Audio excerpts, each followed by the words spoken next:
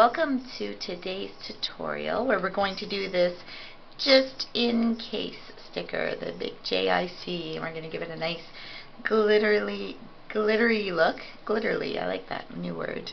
Alright, so let's step out. This is where we're going in our tutorial today. So I'm going to step out to my gallery, open up a new document. The steps we're going to go through, we're first going to make sure everyone has downloaded the file if you want to. If you want to use your own letters or use this technique on something else, by all means do so, but I have provided my JIC letters if anyone wants to use, if you want to use them. There's also our sticker monoline brush you can download. We're then going to color in our background, color in our letters. We're going to use the noise function that's going to give it that awesome glitter look. We're then going to outline, put that sticker outline around the letters. We're going to add a shadow, and then our creation is going to be ready to be shared with the world. Alright, so with that, let's get started. So these steps I have included in the download. So if you've downloaded, you're going to see 3 layers created. I've turned on the steps, but it probably looks something more like this with these 2 layers on. But the steps are there if you want to refer to them, if you want to remember what were the steps we followed to create this without having to watch the whole video again. If you're starting from scratch, I am using a square canvas, just the default square that is set up in Procreate, so you can go ahead and create one of those to follow along with. And I think we are ready to go. So what I've included, the JIC letters are here that we're going to use, but before we start using them, we're just going to want to concentrate on the colors. So I've included a little color swatch of the 3 colors I'm going to be using here. So I want to save those colors so I don't have to keep coming back here to use them. So I'm going to head back over to the palette setting under colors. I'm going to click the plus sign in the upper right hand corner, and I'm going to create a new palette that I'm going to use. So it's at the very, when we create new palettes, it puts them at the very tip top. And to import these colors into my palette, all I'm going to do is hold down my finger, not my pencil, but my finger over, and I'll see the wheel come up. The bottom half of the wheel is the color that's currently on, and the top half is the color that I'm hovering on. So I can see I'm hovering on that blue color. I let go, and it has turned my active color to blue. So once my active color is the color that I want to save, I click on one of the squares in my color palette, and it's now saved that color there. I'm just going to repeat that process with the other 2 colors, so you can see now it's switching. The top color is that pink color. I have pink as my active color, and I touch to save. I can't see the 3rd one, so I'm just resizing, pinching it down so I can see that 3rd color. Hovering on the 3rd swatch, I've left them nice and big so they're easy to hover on. I have that violet color, and I'm clicking there. The other color I often use is white.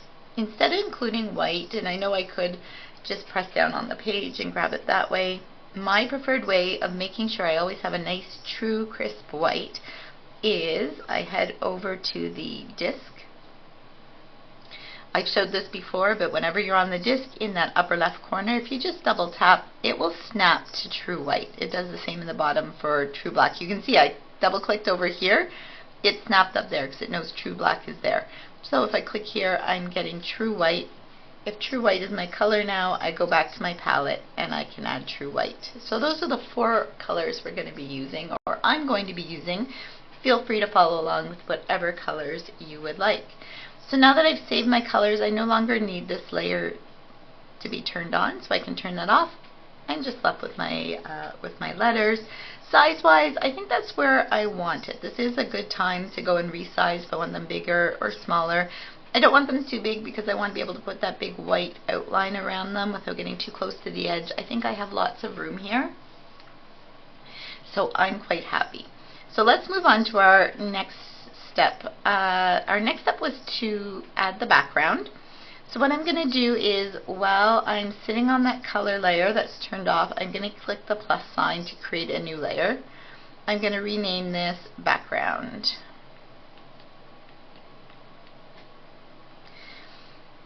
And I want this layer, of course, to be underneath the JIC. I don't want it to be going over top of my letters.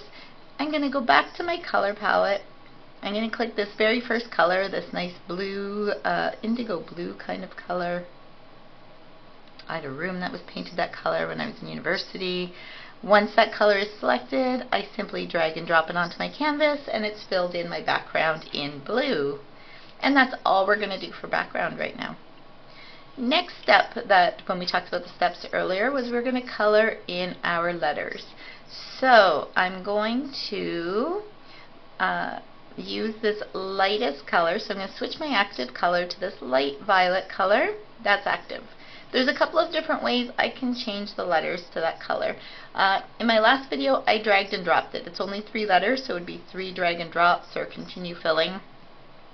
Another easy way that we can go about changing the colors of everything that is on the same layer, because all of my letters are on the same layer and I want them all to change, is I can go in. I want to make sure Alpha Lock's on. Mine was already on. If it doesn't have the check mark, just click on Alpha Lock.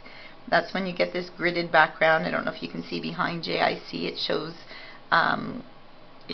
there that that it's on Alpha Lock.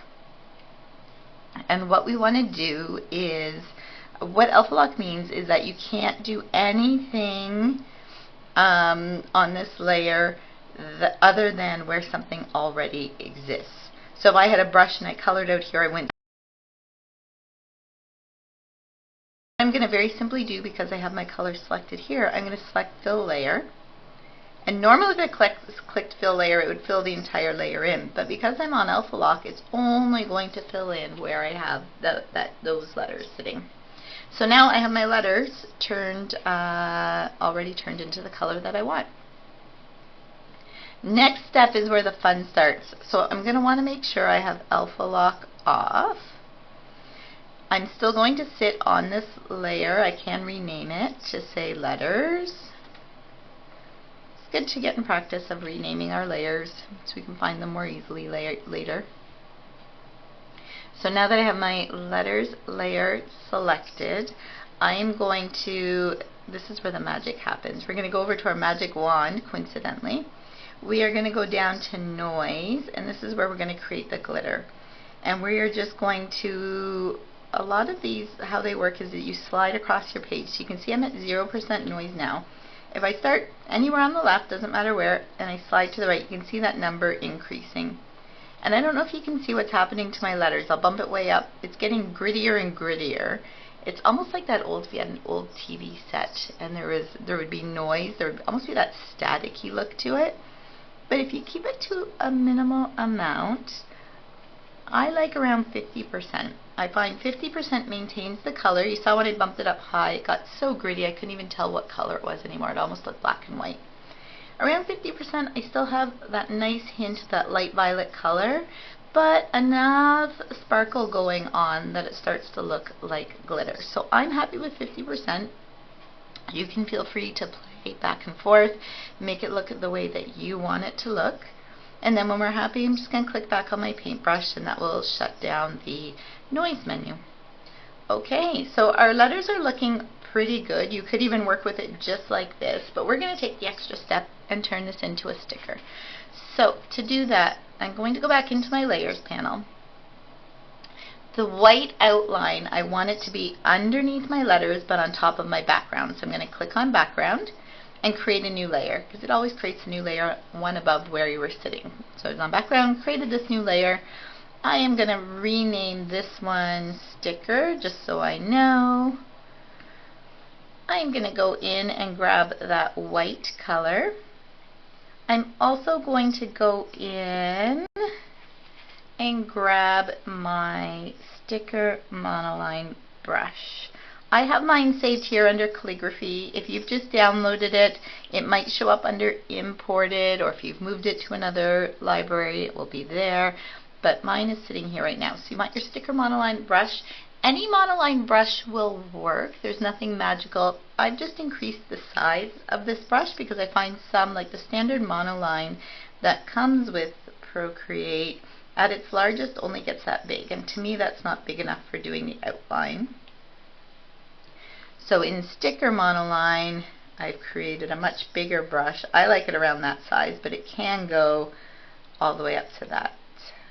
So it can be quite a big brush if you're looking for something that you can use in other projects. So I have saved this. I am at about 30% if you want the exact measurements of where I am. If you want to save it like I have with a little dash, yours will have a plus sign here. You click the plus sign, it adds it. Mine has the minus because I already have it saved, so I would be able to remove it that way. I am on my sticker layer. I have the right color and the right brush and the right brush size, so I think I am ready to go.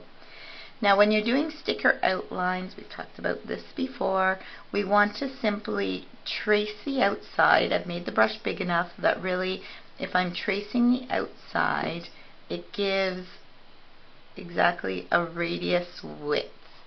And we're not going for perfection. These are meant to look fun and part of the whole point of doing digital design. If you hold and snap, it of course snaps to a straight line. But part of the point of doing homemade things is it has a fun homemade look. So I don't get too caught up in things looking perfect. Now I am cautious that I don't need to be tracing all in here because this is all going to be filled in solid. Sorry about that. So I simply need to be tracing along.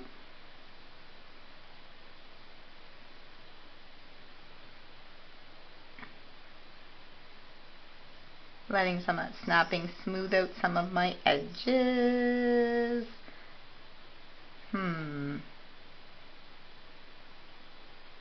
Alright, there's a couple spots. Well, here, let's fill all of this in. I could just drag and fill, but my brush is big enough I can just fill in and do pretty good. There's a couple of spots I just want to touch up.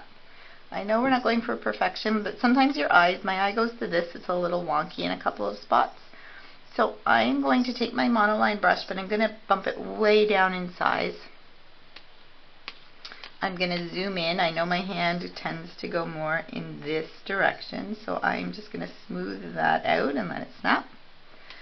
I am going to, I'm trying to decide what I want to do with this. What if we just cut that off there and have like a straight across part? I think that looks a bit better. This little bump in here I see, oops, I think I did an undo by accident. Your Apple Pencil has some built-in commands, so sometimes you can accidentally undo or do some things and it looks like it has a mind of its own. So I'm just going in and smoothing out the things that look fun to me, or looked off to me. It all looks fun. That looks a little better. So hopefully yours is looking pretty good and you're happy with your sticker outline at this point in time.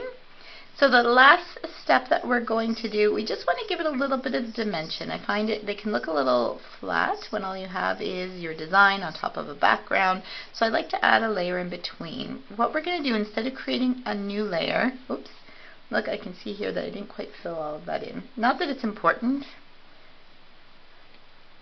just when you know, sometimes you want to have it all filled in. There, that's all better. It wouldn't have made any kind of a difference in the design because the eye is covering it up. It's just me wanting to know it's done. Okay, so what we're going to do now, we're going to go back into that sticker layer. Instead of creating a new layer, what we're going to do is duplicate. So I swipe that to the left. I'm going to click on the duplicate button, so I have 2 layers now of that sticker outline. I'm going to go to the very bottom one. The top one I want to stay exactly as I see it now. What I'm going to do is go into my color palette, choose that pinky color in the middle. That's the second one over for me, the way I've created my palette. And I'm going to take that color. I can do an alpha lock and fill in, but all I really need to do is drag and drop. Now it looks like nothing happened, and that's because the white layer is on top, so all of the color that we changed is underneath the white, so I can't see it. But if I click on my layers, I can see that bottom one has now been filled in with that pink color, which is exactly what I want. What I now want to do, staying on that shadow layer, and here, while we're here, let's rename it shadow. That doesn't create confusion. Well, I missed my W, but yeah, we'll just leave it. I think we all know what I'm doing. I'm gonna, while on my shadow layer, I'm gonna go click on the transform. I want to make sure I can see it, and decide which direction you want your shadow to go. I automatically always do towards the bottom right. Like, it's just automatic for me. If I'm doing any kind of shadow or 3D, that's where I automatically go. I will force myself sometimes to do other directions, so play with it. So if I drag it that direction, that's what I get, but you can go in any direction. And you don't want to drag too far. We're not trying to do this much shadow. We're just trying to do something subtle. I'm going to stick with what I always do. No, you know what? Let's at least go to the left. I'm going to break out of my comfort zone. Do something a little different. And the difference here is where your light source would be, right? If the sun was coming from this direction, the shadow goes this way. If the shadow's over here, it means we're expecting that our light source, sun or other light source, is coming from here. So I'm just going to move my light source for this one. I think in the original that I showed you, it had it coming this way and the shadow came out here. I'm going to leave my shadow there. Now what I am going to do though, so that gives it a bit of a 3D look, but it's not really very shadowy at this point in time. So I'm going to go over, I'm still on my shadow layer, I'm going to go over to the adjustments panel, and I'm going to select Gaussian blur. And what I'm going to do, this works just like noise where we dragged it across, so we're at 0% right now. I'm going to drag it up, and you can see, watch as I drag it, you can see the amount of blur. So usually for a lot of things I like it more down around 4 or 5, but you know what, for this I'm kind of liking it. I'm going to take it down to 10. Yeah, I think I'll leave it at 10, so we still have a bit of definition in there. It's not all just blur. But I find that color is still pretty bright.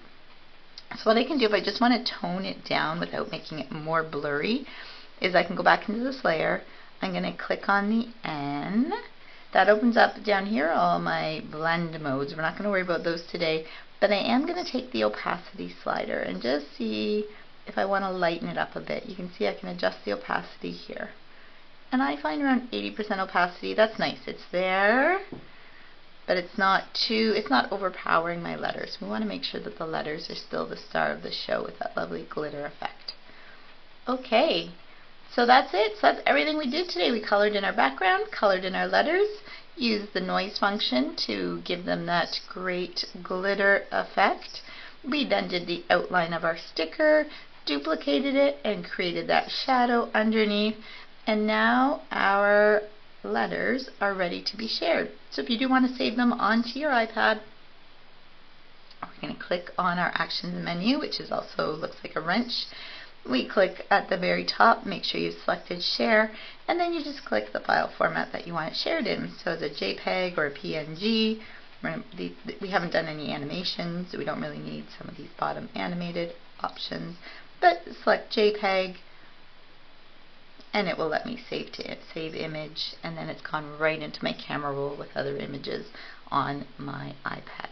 I hope you've enjoyed this tutorial. Make sure you've checked out the downloads to follow along, and make sure you pop back in to check out some of our other lettering tutorials soon. Thanks, have a great day. Bye.